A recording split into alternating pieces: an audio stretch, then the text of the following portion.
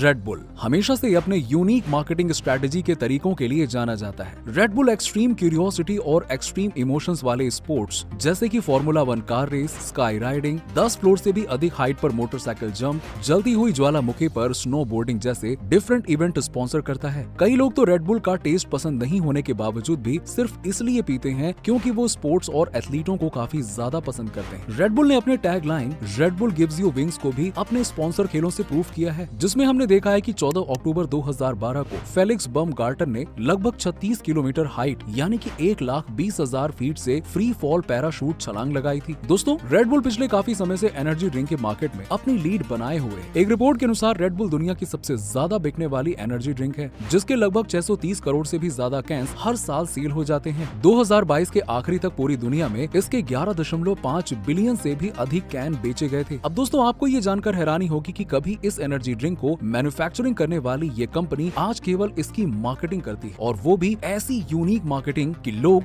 Red bull को एक बार तो जरूर ट्राई करना चाहते हैं। अब दोस्तों, जैसा कि आपको पता है कि एनर्जी ड्रिंक के मार्केट में कोका कोला और पेप्सी दो बड़े नाम ऑलरेडी एग्जिस्ट करते हैं। ऐसे में रेड बुल ने कैसे इतने बड़े कॉम्पिटिटर के साथ अपना सफर तय किया? आई नो, इसे जानने के लिए आप भी काफी ज्यादा एक्साइटेड हैं। तो आपको बता दें कि रेड बुल को दुनिया से रूबरू कराने वाले में दो मास्टरमाइंड कैलियो योविद्या और डिस्ट्रिच मैटसिस्ट शामिल थे। हालांकि प्रेजेंट में ये दोनों महारथी दुनिया को अलविदा कह चुके हैं। दोस्तों, ये वो दौर था जब थाईलैंड में दूसरे देशों के एनर्जी ड्रिंक काफी ज्यादा फेमस हुआ करते थे, जिसमें जापान की लिपोविटन डी भी बहुत पॉपुलर थी, जो एक दवाई की बोतल में मिला करती थी। ये एनर्जी ड्रिंक काफी ज्यादा असरदार तो थे, साथ में काफी महंगे भी थे। इसकी वजह से इसे सिर्फ अमीर लोग ही पी सकते थे। इस ड्रिंक को हर साधारण व्यक्ति के लिए अफोर्ड कर पाना मुश्किल था। तभी कैलियो योविद्या के मन में आम लोगों के लिए एनर्जी ड्रिंक को उपलब्ध कराने का विचार आया। कैलियो काफी पिछड़े परिवार से बिलोंग करते थे। ऐसे में कैलियो का शुरुआती जीवन एक फर्म में काम करते हुए बीता। कैलियो के बड़े भाई एक फार्मिस्ट में काम करते थे, और अपने यंग एज में आने के बाद कैलियो ने भी अपने भाई के साथ में काम करना शुरू कर दिया। यहाँ उन्होंने खूब पैसा इकट्ठा करके अपनी खुद की टीसीपी नाम की फार्मास्यूटिकल कंपनी की बैंकॉक में नींव रखी। उस समय टीसीपी का काम सिर्फ दूसरे देशों के एंटीबायोटिक को इम्पोर्ट करके थाईलैंड में सेल करना था। फार्मास्यूटिकल टीसीपी कंपनी के साथ कैलियो को काम करते हुए अब लगभग 10 साल बीत चुके थे, जब तक जापान की एनर्जी ड्रिंक की पॉपुलैरिटी थाईलैंड के लोगों के बीच में भी पहुंच चुकी थी। हालांकि कैलियो एक सामान्य परिवार से थे, इसीलिए इस ड्रिंक की रियल नीड को उन्होंने समझा, और जिसमें इस एनर्जी ड्रिंक की सबसे ज्यादा जरूरत कंस्ट्रक्शन या फार्मर जैसे फील्ड में काम करने वाले लोगों को थी, जिनके लिए जापान की लिपोविटान डी एनर्जी ड्रिंक को कंज्यूम करना उनके बजट के बाहर था। फार्मास्यूटिकल कंपनी चलाने की वजह से कैलियो को लैब की अच्छी खासी नॉलेज थी, इसीलिए साल 1976 में इस जापानी एनर्जी ड्रिंक के फॉर्मूला में थोड़ा ही बदलाव कर बड़ी आसानी से एक नई एनर्जी ड्रिंक को तैयार कर लिया, जिसमें मुख्य रूप से कैफीन, विटामिन बी, टॉरिन और शुगर को शामिल किया। शुगर के इन्वॉल्वमेंट के कारण इस ड्रिंक का टेस्ट बाकी और एनर्जी ड्रिंक से काफी अच्छा हो गया, जिसका नाम उन्होंने क्रेटिंग डाइंग रखा था। इसमें डाइंग का मतलब थाई लैंग्वेज में रेड और क्रेटिंग का मतलब गौर यानी बुल था। बुल काफी शक्तिशाली जानवर होता है, इसीलिए कैलियो ने इस एनर्जी ड्रिंक में क्रेटिंग का नाम जोड़ा, ताकि लोगों को इसे पीने के बाद बुल जैसी ताकत का एहसास हो। इस ड्रिंक की सबसे अच्छी खासियत ये थी कि दूसरे देशों के एनर्जी ड्रिंक के मुकाबले काफी ज्यादा सस्ती थी। साथ ही कैलियो ने इस क्रेटिंग डाइंग को थाईलैंड के लोगों के बीच में लाने के लिए वहाँ के लोकल ICE फाइटिंग कंपटीशन में भी स्पॉन्सर करना शुरू कर दिया, जिसकी वजह से बहुत ही जल्द ये थाईलैंड के लोगों के बीच में काफी ज्यादा पॉपुलर हो गई। दोस्तों, क्रेटिंग डाइंग अब तक एक अच्छी खासी प्रॉफिटेबल कंपनी बन चुकी थी,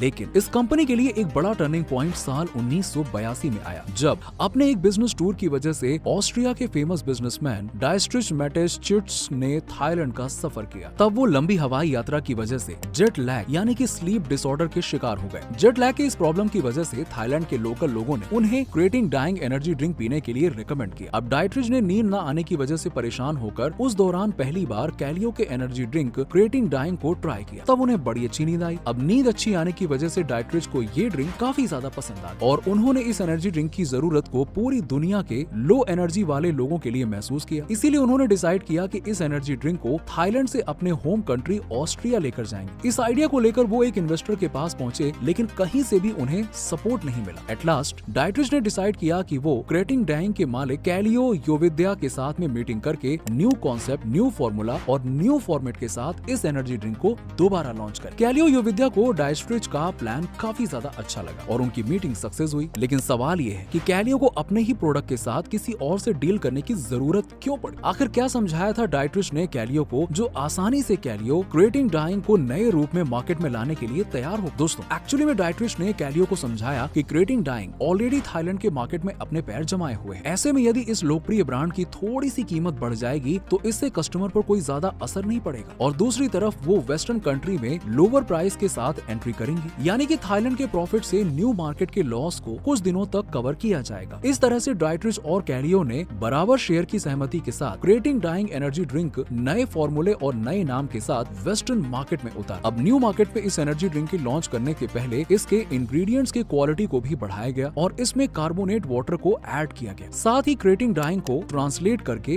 रेड बुल के नाम से बेचना शुरू किया गया। उन्होंने क्रिएटिंग डाइंग का नाम पहले स्पेन जैसे देशों में बोले जाने वाले बेस्क्यू लैंग्वेज में कन्वर्ट करके रेड गौर रखा गया, और फिर कुछ समय बाद साउथ ईस्टर्न एशियन लैंग्वेज में गौर को बुल में कन्वर्ट किया गया, जिससे फाइनली एक बेहतरीन नाम रेड बुल निकल कर आया। दोस्तों रेड बुल ने वेस्टर्न मार्केट में अब कदम रख ही लिए थे और वहाँ डाइट्रिच के पास रेड बुल को सेल करने के लिए डायरेक्ट टू कंज्यूमर और डायरेक्ट टू बिजनेस के ऑप्शन थे। लेकिन इंटरेस्टिंग बात यह रही कि डाइट्रिच ने इन ऑप्शंस में से किसी एक को सेलेक्ट करने के बजाय दोनों पर काम करना शुरू किया। सबसे पहले डाइट्रिच ने टीनेजर को टारगेट किया, क्योंकि टीनेजर इस एनर्जी ड्रिंक के कॉन्सेप्ट को इजीली समझकर कोक, पेप्सी जैसे सॉफ्ट ड्रिंक को क्विट करके रेड बुल को अपना सकते हैं। साथ ही टीनेजर दूसरी कैटेगरी के लोगों को भी रेड बुल पीने के लिए इजीली इंक्रीज कर सकते हैं। टीनेजर को टारगेट करने के लिए डाइट्रिच ने डायरेक्ट टू बिजनेस कॉन्सेप्ट को अपनाकर पॉपुलर यूनिवर्सिटी के पॉपुलर स्टूडेंट्स को रेड बुल का ब्रांड मैनेजर बना दिया, जिन्हें बाकी स्टूडेंट्स के लिए पार्टी ऑर्गेनाइज करके रेड बुल के कैन को फ्री में देकर उन्हें पीने के लिए प्रोत्साहित करना था, ताकि एक बार फ्री टेस्ट करने के बाद लोग इसे फिर से पीने की चाहत में खरीदने लगे। अब दोस्तों डाइट्रिच ने रेड बुल के लिए स्टार्टिंग से ही ऐसे यंग जनरेशन के साथ जोड़ा इसे जो पार्टी व एडवेंचर करना पसंद करते थे। फिर डाइट्रिच ने डायरेक्ट टू कंज्यूमर तक पहुंचने के लिए कई अलग अलग मार्केटिंग टेक्निक अपनाई, जिसके एक मार्केटिंग टेक्निक में अक्सर लोगों को स्कूल, कॉलेज, ऑफिस बिल्डिंग और जिम आदि के बाहर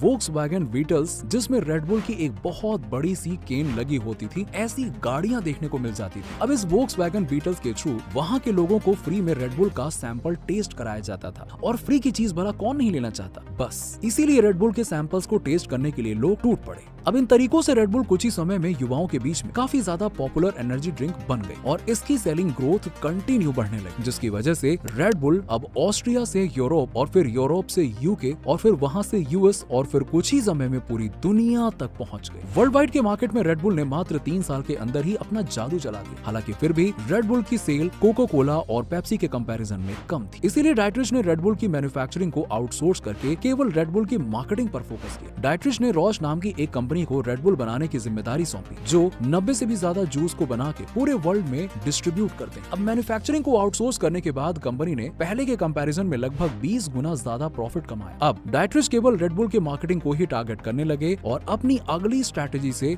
रेड बुल को प्रमोट करने के लिए किसी बड़े स्टार या खिलाड़ी को ब्रांड एम्बेसडर बनाने के बजाय कुछ स्पोर्ट्स को ही स्पॉन्सर करना शुरू कर दिया, जिसमें football, formula 1, ice hockey, snowboarding, sky riding जैसे 11 अलग अलग स्पोर्ट्स शामिल थे, जिसके बाद इन स्पोर्ट्स के थ्रू रेड बुल पूरी दुनिया में आसानी से प्रमोट किया जाने लगा। अब इसके अलावा रेड बुल की छवि लोगों के दिमाग में बैठाए रखने के लिए डाइट्रिच ने रेड बुल के साथ दुनिया में बनाए जाने वाले अलग अलग वर्ल्ड रिकॉर्ड को भी ऑर्गेनाइज करना शुरू कर दिया, जिसमें उन्होंने ऑस्ट्रियन स्काई ड्राइवर फेलिक्स की स्पेस जंप पर $50 मिलियन से भी ज्यादा खर्च किए। इस स्काई डाइविंग के सक्सेस होने के बाद फेलिक्स तो चर्चित हुए ही, साथ ही इस दौरान हर जगह रेड बुल ही दिखाई देने से स्ट्रॉन्ग एनर्जी ड्रिंक के रूप में लोगों के जहन में हमेशा के लिए रेड बुल ने अपनी जगह बनाई। अब एक रिपोर्ट के अनुसार साल 2022 तक रेड बुल की ब्रांड वैल्यू $18.5 बिलियन है, जिसका ग्राफ लगातार बढ़ रहा है। तो दोस्तों डाइट्रिच के इस रेड बुल को क्या कभी आपने ट्राई किया? कमेंट करके जरूर बताइए। साथ ही वीडियो अच्छी लगी हो तो लाइक करें, शेयर जरूर कीजिएगा। ऐसे इंटरेस्टिंग वीडियो के लिए हमारे दीप टॉक को